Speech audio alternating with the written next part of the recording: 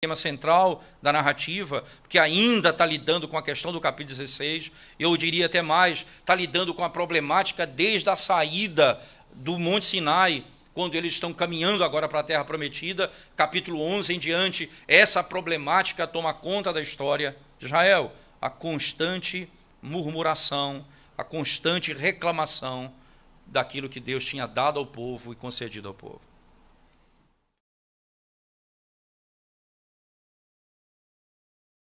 Inquietação no seu coração, quanta murmuração, quantos questionamentos, quanta insatisfação. Você tem um emprego, está reclamando dele.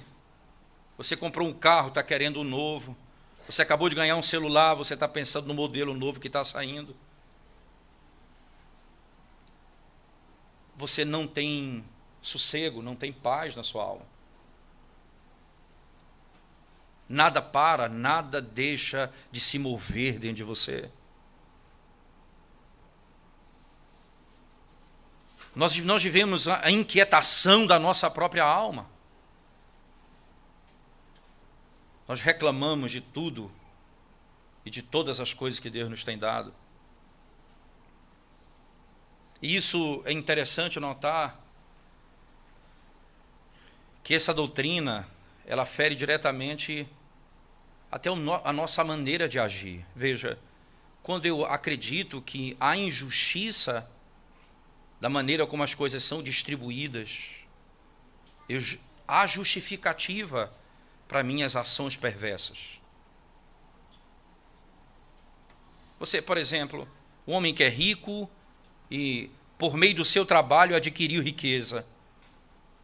Aí o pobre diz assim no seu coração: isso é injusto. Eu trabalho como esse homem trabalha e não tenho a riqueza que ele tem.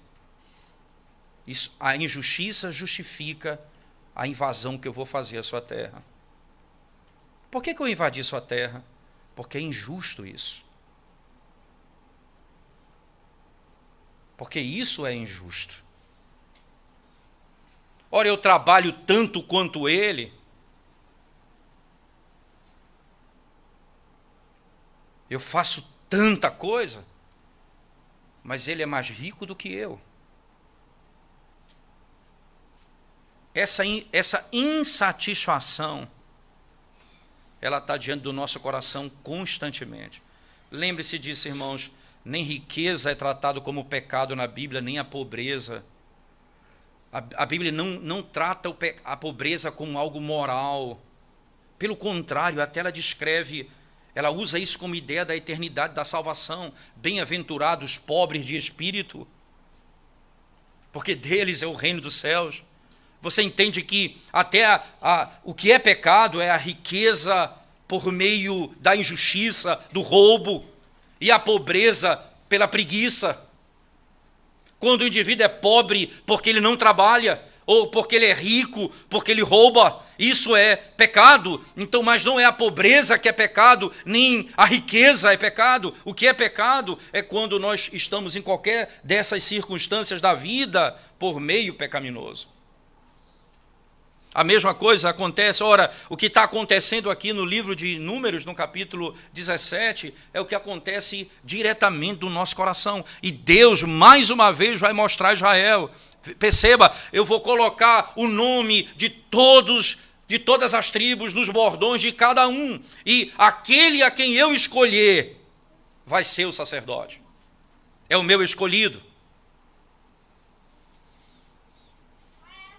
Deus não chamou todos para ser sacerdotes, Deus não chamou todos para ser pastores, Deus não chamou todos para serem presbíteros, Deus não chamou todos para serem diáconos, Deus não chamou todos para fazer uma única coisa. Deus nos chamou para fazermos coisas diferentes, e naquilo que o Senhor nos chamou, nós devemos estar satisfeitos e fazer aquilo de maneira que glorifique o seu nome.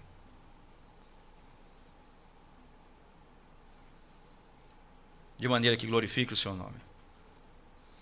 Mais uma vez, e perceba que na sequência do texto, volte comigo para o texto, perceba que há duas maneiras o Senhor utiliza para mostrar ao povo, não é?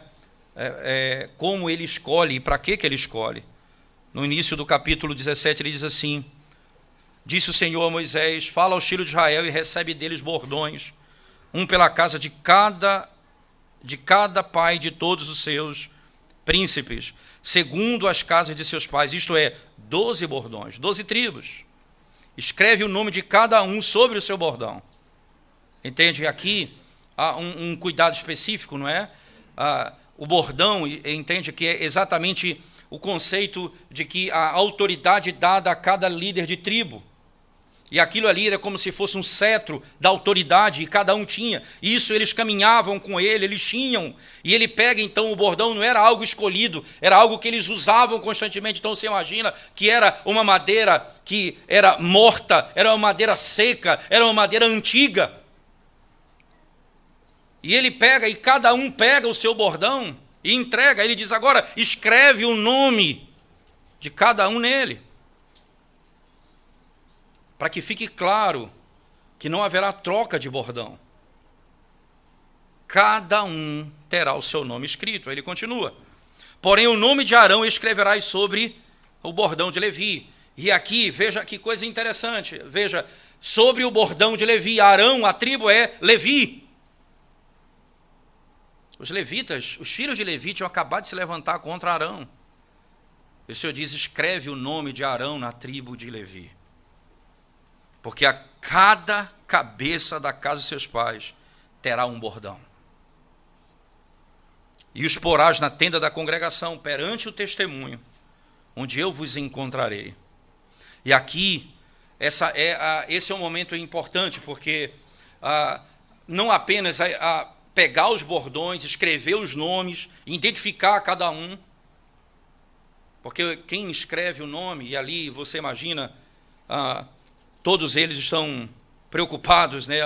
O nome vai ser escrito no bordão, para não haver troca, e o nome de cada um no bordão, só que o detalhe agora é, você vai trazê-los à minha presença.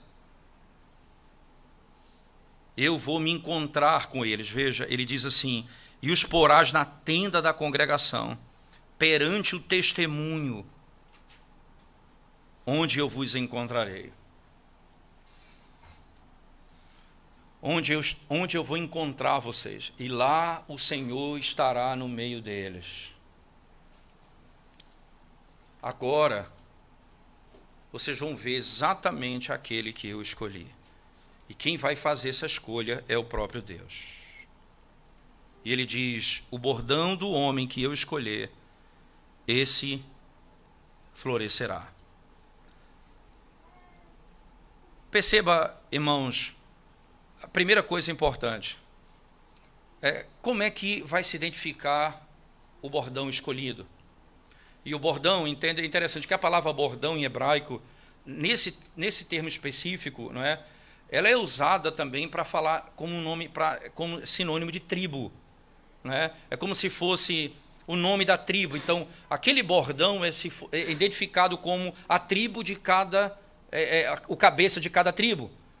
E a palavra bordão e tribo, ela é usada assim, ela é usada de maneira intercambiável. Muitas vezes você usa essa palavra para se referir à tribo e outras vezes para se referir a bordão.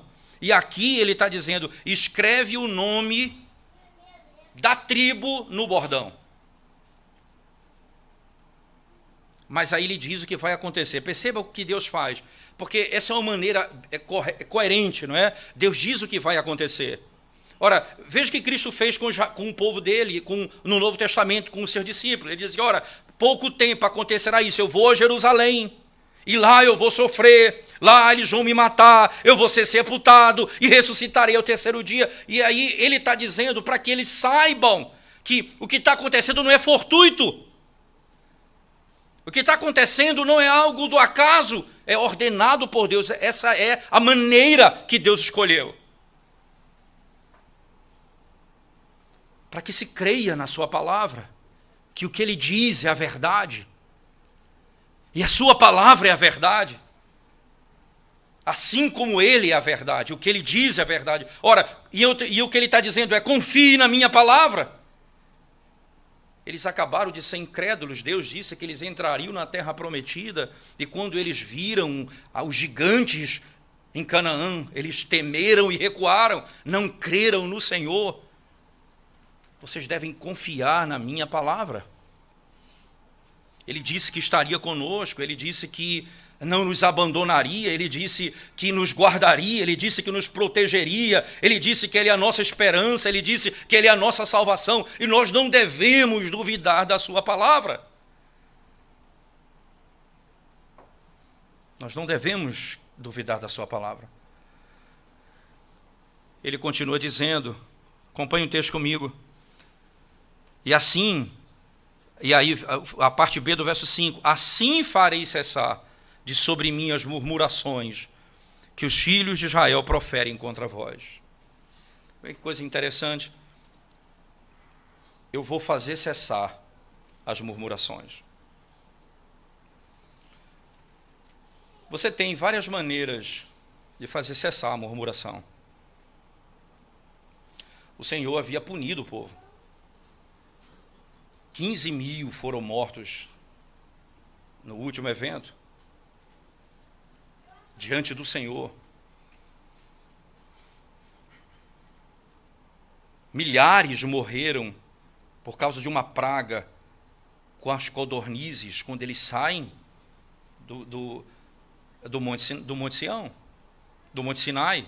Quando eles saem do Monte Sinai, quando eles estão partindo naquele momento, milhares morrem por causa de uma praga.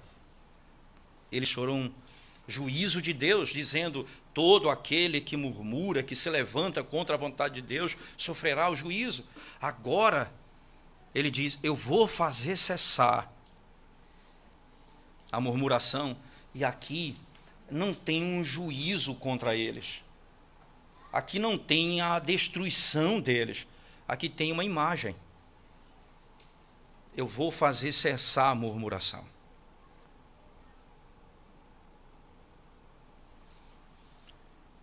É interessante porque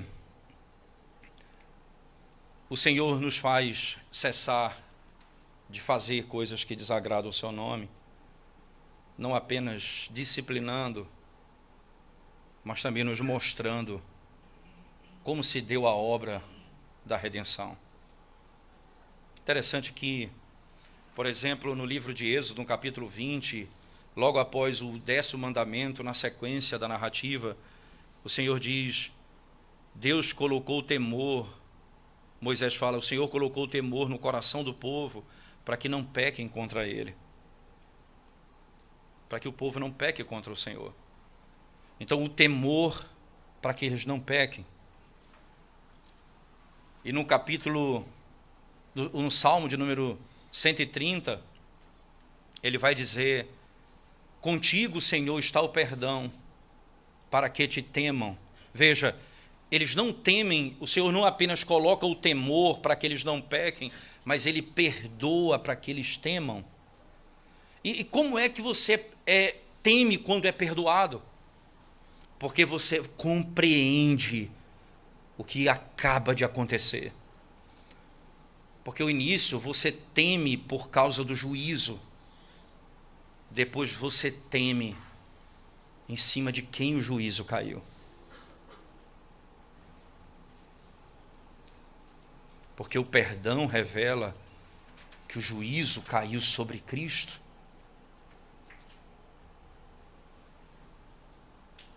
E o perdão não é tratado como simplesmente um tapinha nas costas, mas como a ira de Deus caindo sobre um indivíduo. É o que ele vai mostrar a partir de agora. Por meio de um indivíduo brotará a vida, onde os que estão mortos viverão. E ele então diz: eu farei cessar a murmuração. Quando nós compreendermos o Evangelho, eu farei cessar a murmuração quando eu entender que todo fruto e todo bem vem daquele tronco. Que todo alimento, que Toda providência, toda provisão, todo cuidado provém daquele ramo. Quando nós compreendemos isso, cessa a murmuração.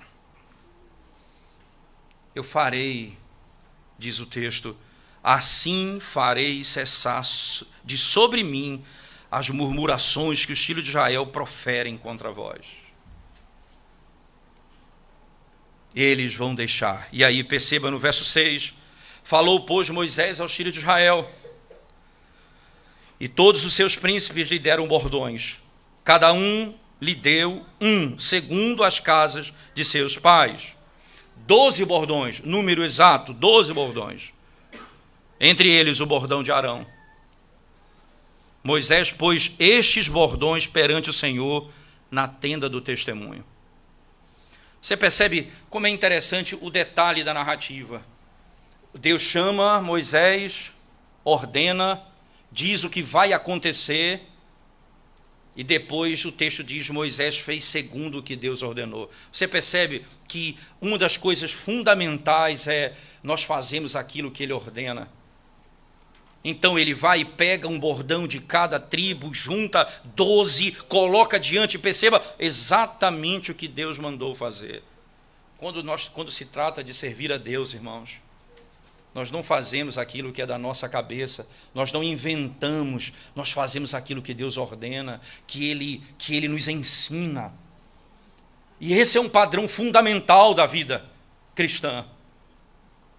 Ora, o modelo da nossa vida é baseado nas Escrituras, como nós educamos nossos filhos, como nós tratamos a nossa esposa, como a esposa lida com seu marido, como o patrão lida com seus empregados, como o empregado lida com seu patrão. Tudo isso nós fazemos de acordo com os padrões da palavra de Deus.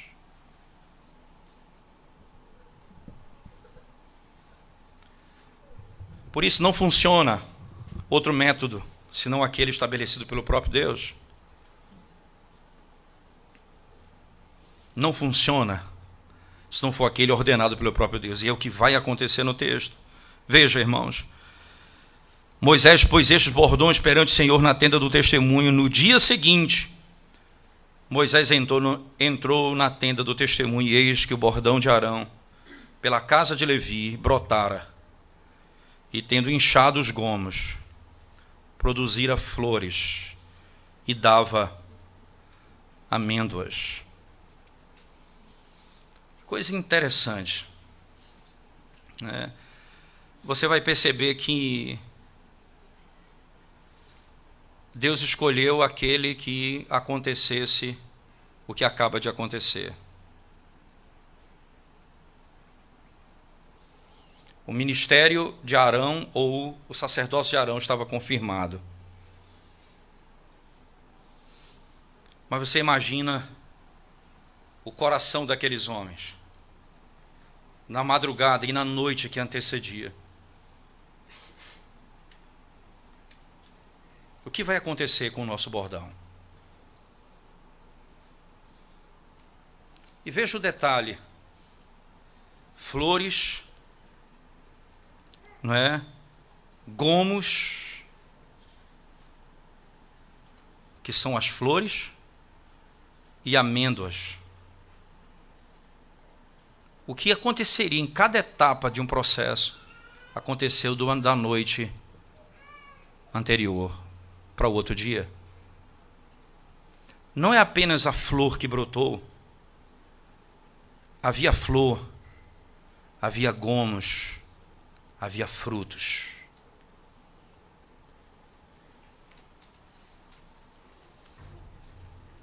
Isso você não encontra num galho as três coisas ao mesmo tempo, nesses termos. Você pode encontrar um ou outro. Então ele diz, ora, o texto descreve as três coisas.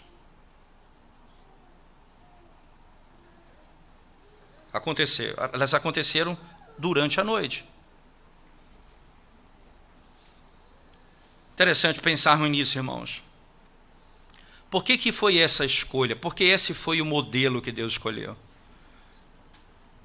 Por que não outra declaração? Por que não outro método, mas simplesmente esse? Queria que você abrisse a sua Bíblia comigo, por favor. Livro do profeta Isaías, capítulo 4.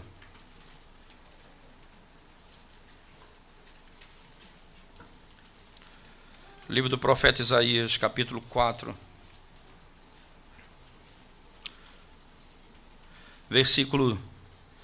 Capítulo 4, verso 2. Isaías 4, 2. Diz assim a palavra de Deus: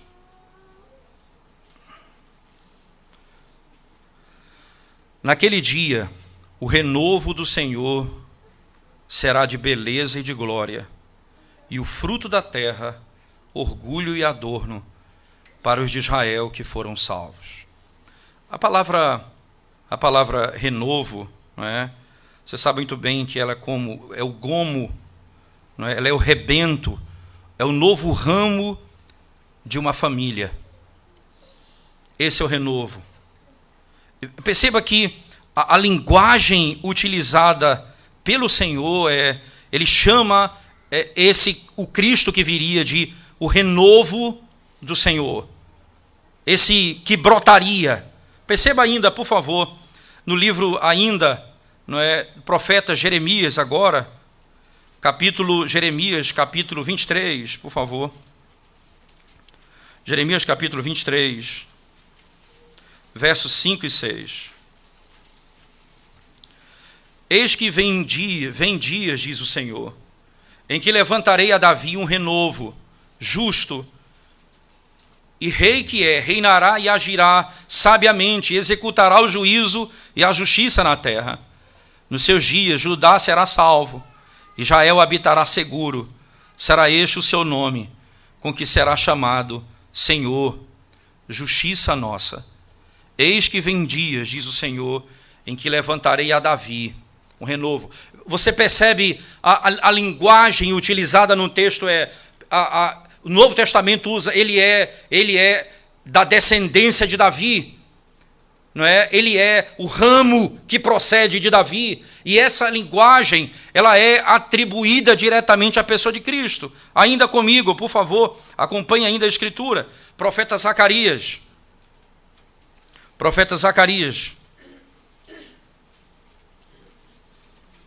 capítulo 3, verso 8.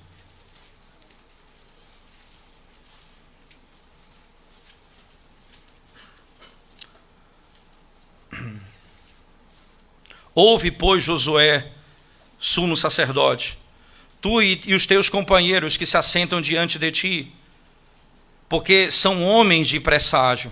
Eis que eu farei vir o meu servo, o renovo. Eis que eu farei vir o meu servo, o renovo. Ele passa a ser chamado agora, não é? Do gomo, daquele que brota. Continue comigo, por favor, ainda.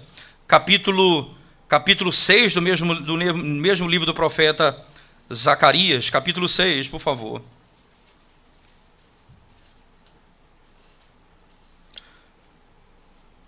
Queria que você acompanhasse a leitura do verso 9 ao verso 13. Diz assim o texto: a palavra do Senhor veio a mim, dizendo: recebe dos que foram levados cativos, a saber, de Eldai, de Tobias e de Gedaías, e vem tu no mesmo dia, e entra na casa de Josias, filho de Sofonias, para a qual vieram da Babilônia. Recebe, digo, prata e ouro, e faze coroas, e põe-nas na cabeça de Josué, filho de Josadaque, o sumo sacerdote. E aqui perceba a figura, né, o sumo sacerdote. E dize-lhe, assim diz o Senhor dos Exércitos: eis aqui o homem cujo nome é renovo. Ele brotará do seu lugar e edificará o templo do Senhor. Ele mesmo edificará o templo do Senhor e será revestido de glória. Assentar-se-á no seu trono e dominará, e será sacerdote no seu trono, e reinará perfeita união entre ambos os ofícios. Quais ofícios? De rei e de sacerdote. Haverá plena união entre os dois ofícios. E ele chama esse Josué, que é exatamente em hebraico a mesma palavra para Cristo, não é? Tanto é que Josué é o nome mudado de Oséias. Lembra no livro de Números, quando eles vão espiar a terra, Oséias era o nome anterior de Josué, e Oséias significa então salvação, e Josué, Deus salva. Literalmente a mudança, para que fique claro que a salvação vem do próprio Senhor. E esse Josué que se levanta aqui, diz, ora, o nome dele é renovo. Ele brotará e fará com que frutifique, multiplique e seja edificado o templo do Senhor. Ora, irmãos, isso não há dúvida de que essa é a verdade bíblica, porque o Novo Testamento confirma isso, em todas as formas. Por favor, Evangelho de João, abra sua Bíblia comigo, por favor. Evangelho de João, especificamente o capítulo 15,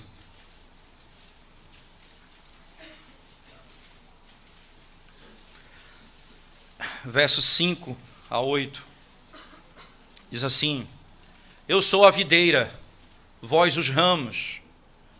Quem permanece em mim e eu nele, esse dá muito fruto, porque sem mim nada podeis fazer. Se alguém não permanecer em mim, será lançado fora, à semelhança do ramo, e secará, e o apanham, e lançam no fogo, e o queimam. Se permanecerdes em mim, e as minhas palavras permanecerem em vós, pedireis o que quiserdes, e vos será feito. E vos será feito. Nisto é glorificado meu Pai, em que deis muito fruto, e assim vos tornareis meus discípulos. O ramo que produz, o bordão que produz frutos, quem está nele produz frutos. Verso 16 do mesmo capítulo, por favor. Verso 16 diz assim: Não fostes vós que me escolhestes a mim, pelo contrário, eu vos escolhi a vós outros, e vos designei para que vades e deis fruto, e o vosso fruto permaneça, a fim de que tudo quanto perdides ao Pai, em meu nome, Ele vô-lo conceda. Ele vô-lo conceda.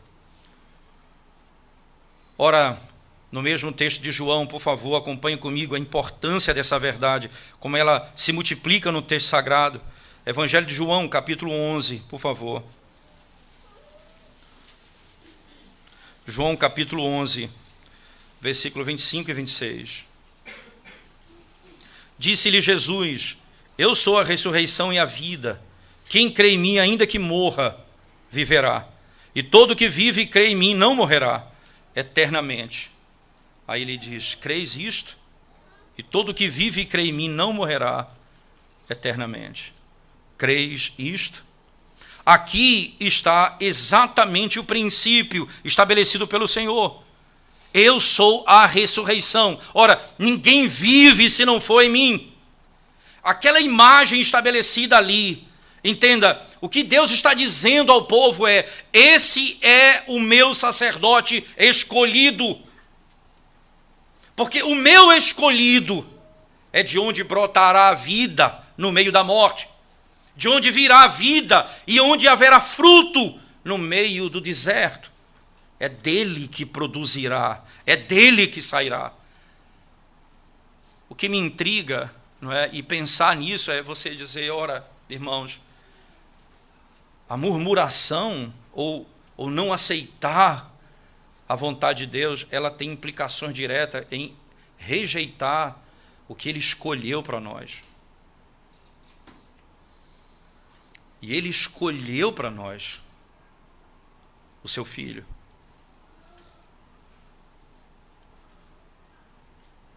Ele escolheu para nós Cristo. Porque a tese em Números é: então vocês saberão quem é o meu escolhido. Qual bordão foi escolhido? E por quê?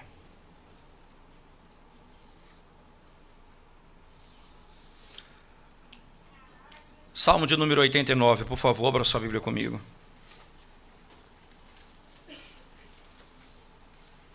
Salmo de número 89. Um dos salmos mais belos que tratam desse tema. Salmo de número 89.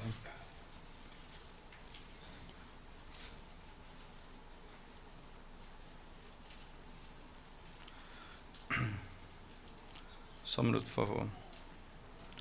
Salmo número 89, verso 2 e 3, especificamente.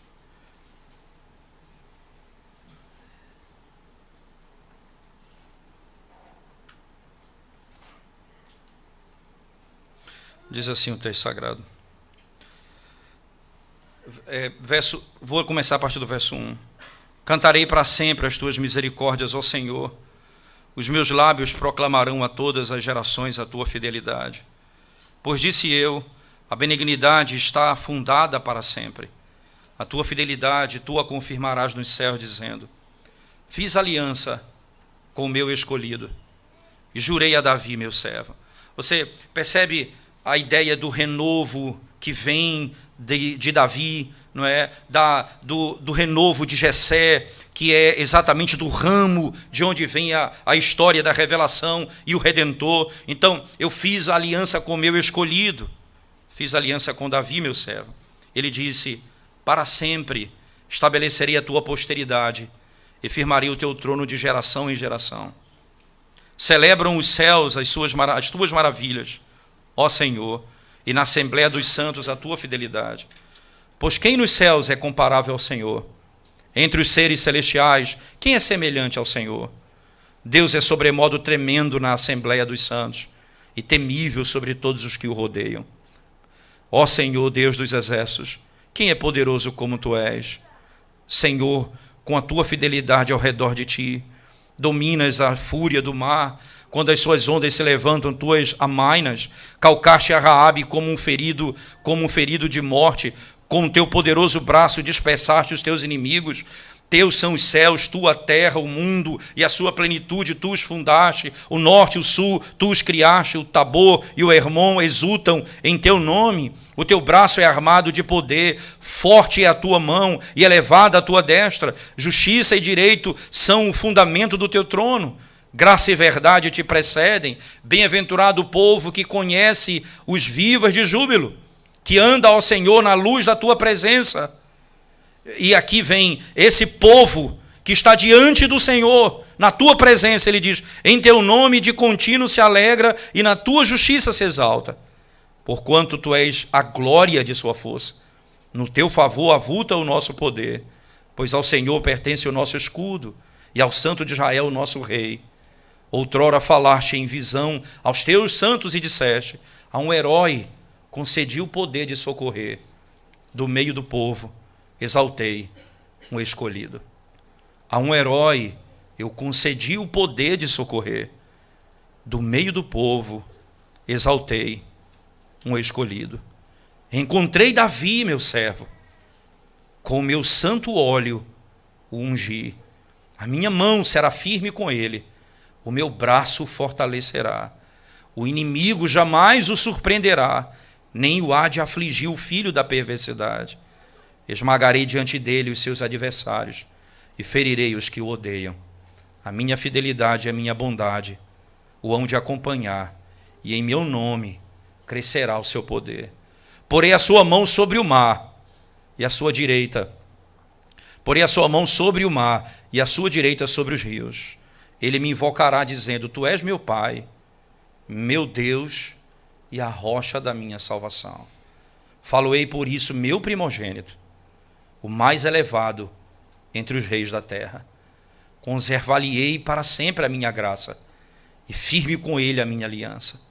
Farei durar para sempre a sua descendência e o seu trono como os dias do céu. Se os seus filhos desprezam a minha lei e não andarem, se os meus filhos desprezarem a minha lei e não andarem nos meus juízos, se violarem os meus preceitos e não guardarem os meus mandamentos, então punirei com vara as suas transgressões e com açoites a sua iniquidade. Mas jamais retirarei dele a minha bondade, nem desmentirei a minha fidelidade. Eu não violarei a minha aliança, nem modificarei o que os meus lábios proferiram. Uma vez jurei por minha santidade, serei eu falso a Davi, a sua posteridade durará para sempre, e o seu trono como o sol perante mim. Ele será estabelecido para sempre como a lua, e fiel como a testemunha no espaço. Aqui, irmãos, todo o salmo, mas perceba a escolha de um indivíduo. E aqui a imagem é interessante. Dentre os irmãos, eu escolhi um. E o nome dele é Renovo. É da descendência de Davi. E eu fiz um pacto com o meu escolhido. E o que Deus está fazendo ali é simples. Ora, ele chama toda a tribo e diz: esse é o meu escolhido. Brotará a vida no meio da morte. Os galhos secos produzirão.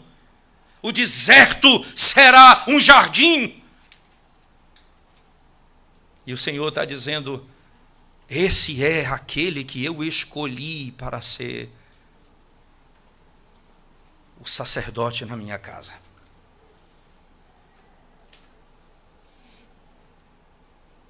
O sumo sacerdote na minha casa.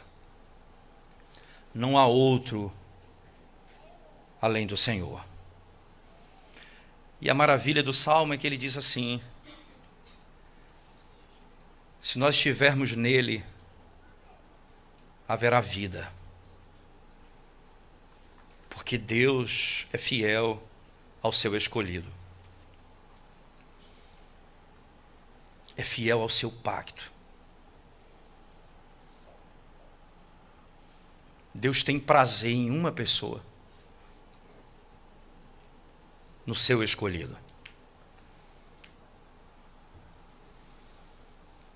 Ele diz: se os filhos deles se apartarem da minha lei, eu os açoitarei com açoites de homens, mas não se apartará deles a minha misericórdia. Eu não anularei o meu pacto feito com Davi. Ele diz: eu não serei falso a Davi. O que está sendo mostrado ali em Números, irmãos, diante dos olhos daqueles homens, das tribos que estão diante do Senhor, é simples. O que eles estão vendo é brotar vida de um bordão morto. E ali, diante dos seus olhos, ele está falando: essa é a raiz de onde procederá a vida. E é esse aquele que vocês devem... É esse que estará na minha presença. É esse que entrará na minha presença, não outro. Ninguém poderá estar diante do Senhor a não ser aquele que foi escolhido pelo Senhor. Nós somos escolhidos em Cristo. E se estamos nele, nós temos a vida. Acompanhe o final da narrativa comigo, por favor, irmãos. Ele diz assim, verso 8 em diante: no dia seguinte, Moisés entrou na tenda do testemunho, e eis que o bordão de Arão pela casa de Levi brotara, e tendo inchado os gomos, produzira flores e dava amêndoas. Então Moisés trouxe todos os bordões diante do Senhor, a todos os filhos de Israel, e eles o viram, e tomou cada um seu bordão. Disse o Senhor a Moisés: torna a pôr o bordão de Arão perante o testemunho, para que se guarde por sinal para filhos rebeldes.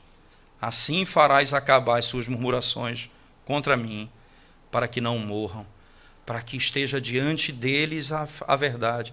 Esse é o meu escolhido.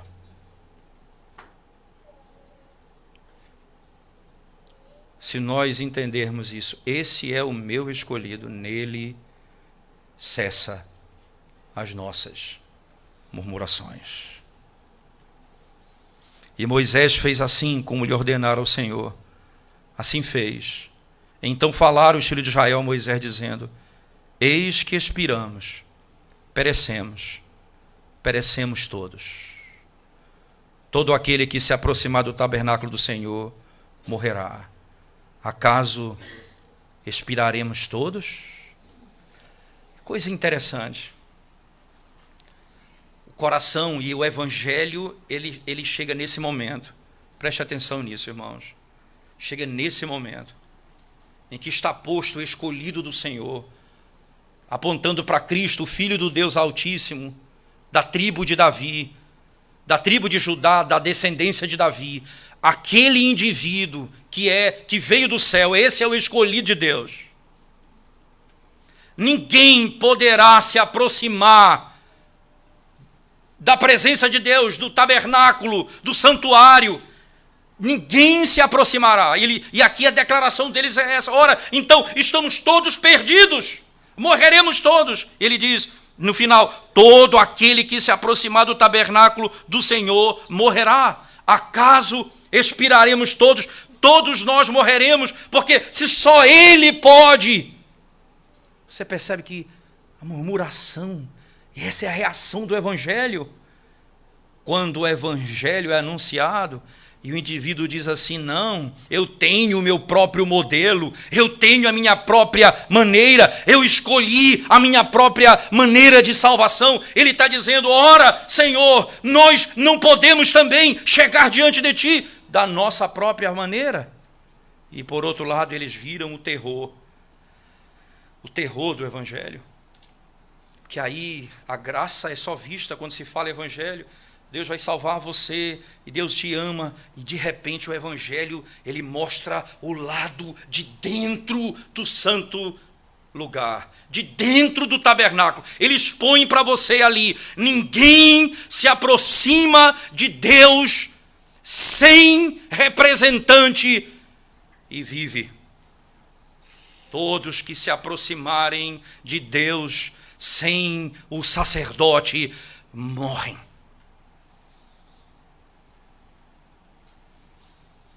Essa é a faceta do evangelho, entenda. Não é apenas eu mostro a você o meu escolhido, mas também, se você não for pelo meu escolhido, você não vive.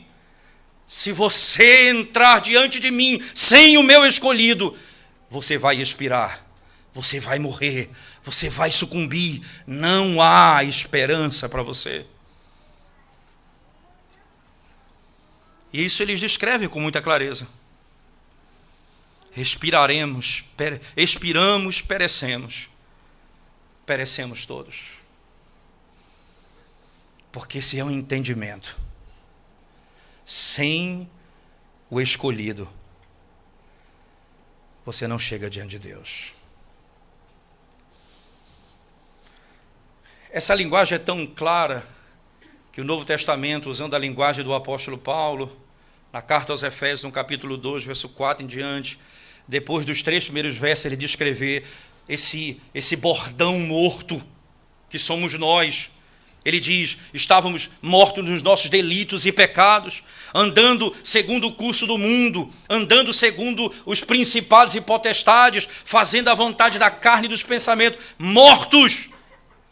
Qual a esperança, então, no verso 4? Mas Deus, sendo rico em misericórdia, por causa do grande amor com que nos amou, nos deu vida juntamente com Cristo e nos fez assentar. Veja no verso seguinte: e nos ressuscitou juntamente com Ele e nos fez assentar nas regiões celestiais em Cristo Jesus. Perceba que nós não estamos lá fisicamente, porque não existe, esse corpo não entrará lá, mas o corpo que vai ser livre de todo pecado, o corpo glorificado, esse é o que Cristo, é o corpo que Cristo se encontra lá. Ele está no céu e Ele é o nosso sacerdote, Ele é o sumo sacerdote, e é por isso que nós nos achegamos a Deus e não somos destruídos, por causa de Cristo, porque Ele está nos céus e nós estamos com Ele, assentados nas regiões celestiais. É o que diz a carta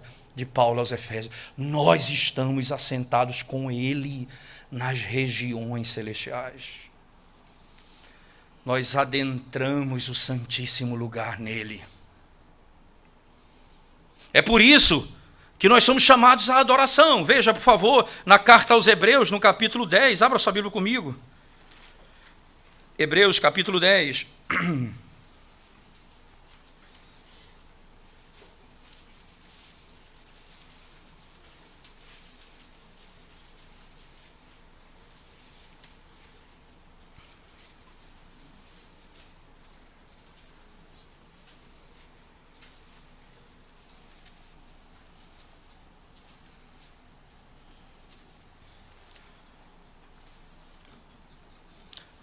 Volta só um pouquinho antes, no verso 16 do capítulo 10, diz assim: esta é a aliança que farei com eles, depois daqueles dias, diz o Senhor, porei no seu coração as minhas leis e sobre a sua mente as inscreverei.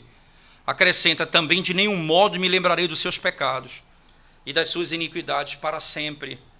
Ora, onde há remissão deste, já não há oferta pelo pecado. Os nossos pecados foram perdoados em Cristo. Aí vem o verso 19, tendo, pois, irmãos, intrepidez para entrar no Santo dos Santos, pelo sangue de Jesus. Perceba, esse é o caminho, pelo novo e vivo caminho que ele nos consagrou pelo véu, isto é, pela sua carne, tendo grande sacerdote sobre a casa de Deus. Aproximemo-nos. Veja o que eles dizem lá: quem se aproximar morrerá. Agora ele diz, esse é o nosso sacerdote, e nele ele diz, aproximem-se, acheguem-se a ele. Se você vier nele, você é recebido, mas certamente você morrerá se você vier sem Cristo. Aí ele diz, aproxime-se dele. Aproximemo-nos com sincero coração, em plena certeza de fé, tendo o coração purificado de má consciência e lavado o corpo com água pura. Guardemos firme a confissão da esperança, sem vacilar, pois quem fez a promessa é fiel. Quem fez a promessa é fiel. Você sabe o que significa quando nós não participamos do culto público ao Senhor, por qualquer motivo, nós deixamos de vir à casa do Senhor? Veja o verso 24. A sequência me parece tão clara. Consideremos-nos também uns aos outros, para nos estimularmos ao amor e às boas obras. Não deixemos de congregar-nos, como é costume de alguns. Antes façamos admoestações, tanto mais quanto vedes que o dia se aproxima. Esse é o momento em que nós adentramos a presença de Deus na igreja. Esse é o momento em que o povo adentra para cultuar o Senhor. Esses são aqueles que estão em Cristo Jesus. A linguagem do livro de Números, ela mostra a outra faceta do Evangelho. Ela mostra o justo juiz, que não permitirá que ninguém viva quando se aproxima dele sem o seu escolhido. Porque nesse escolhido que é Cristo,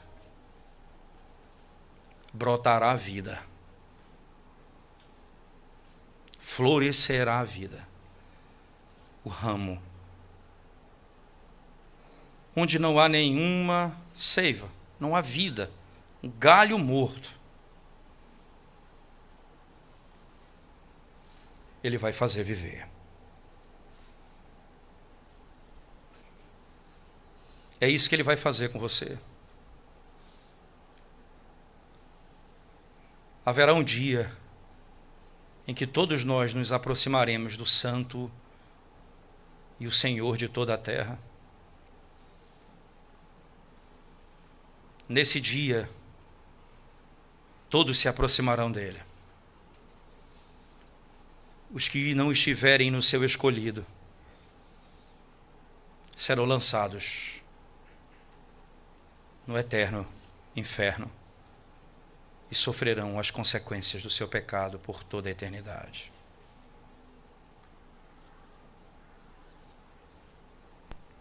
Mas nós temos a vida no escolhido do Senhor.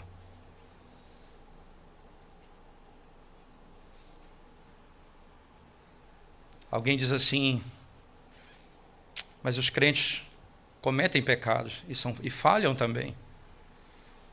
É verdade, eu posso dizer isso da minha própria realidade. É verdade. Biblicamente e pela experiência é verdade.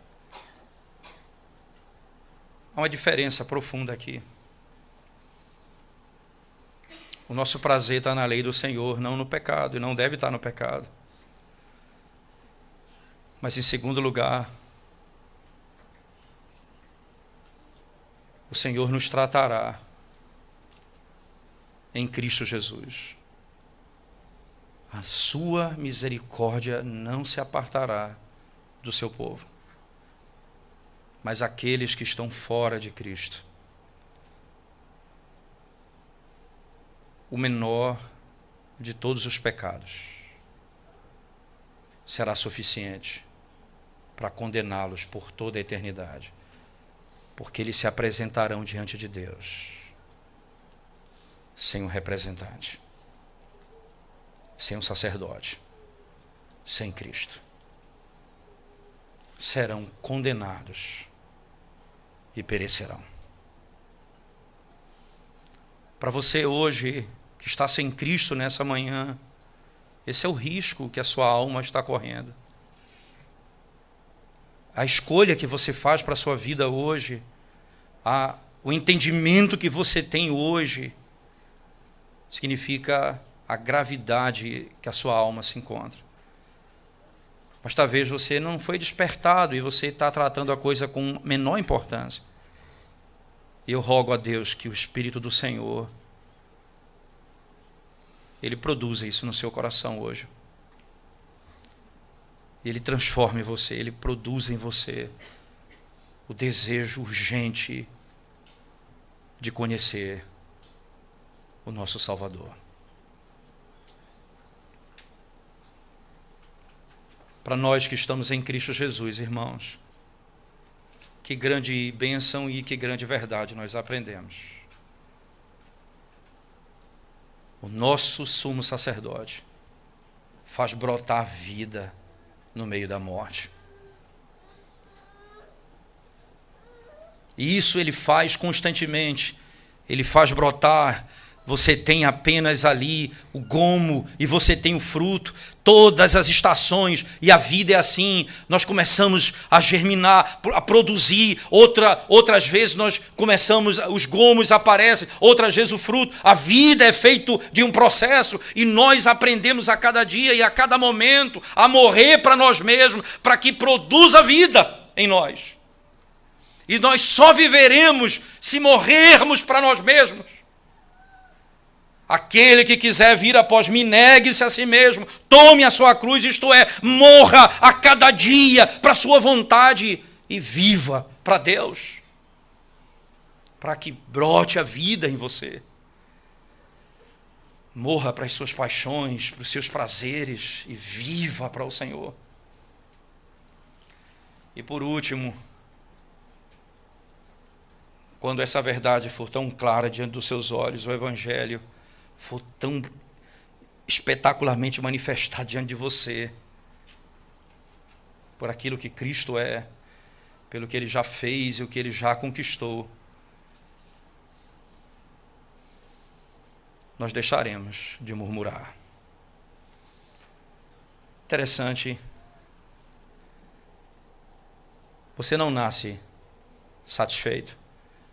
Eu gosto muito da expressão de Paulo, eu aprendi a viver contente em toda e qualquer situação.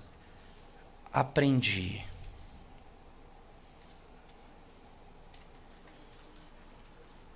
O Senhor nos ensina hoje mais um pouco dessa verdade.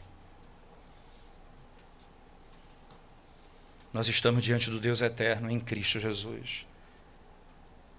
O que mais nos falta? Nós não morreremos, nós não vamos padecer, nós viveremos eternamente com Ele. O que mais nos falta? O que mais nós devemos reclamar? Avalie o seu coração e veja como é injusto a sua murmuração, a sua insatisfação. Alguém está sendo injusto com você?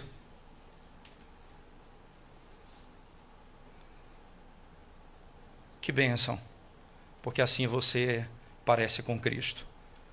Mas se você fosse injusto com alguém, você era como os inimigos de Cristo. Mas se alguém está sendo injusto com você, que bênção, você é parecido com Cristo.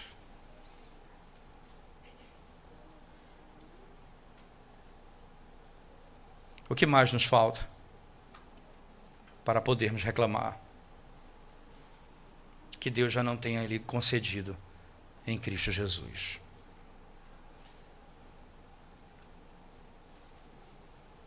Isso cessará a murmuração diante do Senhor. Vamos orar mais uma vez, irmãos, dando graça ao Senhor. Bendito seja o teu nome, ó Deus, que nos concede a graça do Evangelho e ouvirmos a porção da tua palavra constantemente para podermos ter a nossa alma, a nossa vida completamente submetida a ti, para a glória do teu nome. Salva aqueles que estão perdidos nessa manhã pelo amor do teu nome. Conforta os que estão aflitos, dá paz aos que estão angustiados, certeza no meio das incertezas, porque tu fizeste brotar a vida em um bordão seco, antigo, morto. O Senhor fará brotar vida na nossa alma, em Cristo Jesus, certamente. No nome dele oramos. Amém, Senhor Deus. Amém.